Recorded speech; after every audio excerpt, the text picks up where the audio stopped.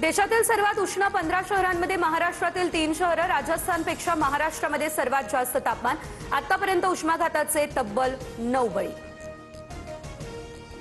अकोला, वर्धा आणि अमरावती या ठिकाणी सर्वाधिक तापमानाची नोंद, पारा 46.2 अंशांवरती, चंद्रपूर, नागपूर 44.8 अंश तापमानाची नोंद। नागरिकांनी काळजी घ्यावी असं आवाहन। मुंबईच्या पायधुनी परिसरामध्ये विशेष टॅक्सी चालकांना मराठी शिकण्यास मुदतवाढ देण्याची सरकारची तयारी, उद्या निर्णय घेऊ, प्रताप सरनाईक यांची अशी माहिती। मात्र मुजोरी चालणार नाही, मराठीवरून माघार नाही, सरनाईक ठाम। अमराठी रिक्षा चालकांविरोधात मनसे रस्त्यावर उतरणार, परप्रांतीयांची दादागिरी खपवून घेऊ नका, राज ठाकरेंनी पदाधिकारी आणि कार्यकर्त्यांसमोर आपली भूमिका मांडली। जबरदस्ती केल्यास हजारो लोक रस्त्यावर उतरणार, रिक्षा आणि टॅक्सी चालकांच्या मराठी सक्तीवरून मंत्री छगन भुजबळ यांचं हे सूचक वक्तव्य।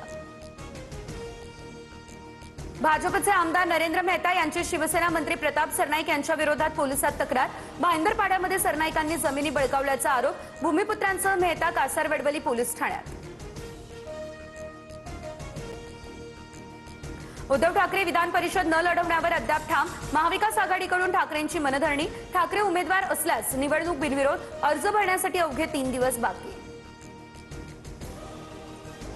विधान परिषदेवरून उद्धव ठाकरे लवकरच आपली भूमिका मांडणार, संजय राऊतांची माहिती, शिंदे महान, भाजपचीही मतं फोडू शकतात, राऊतांचीही टीका।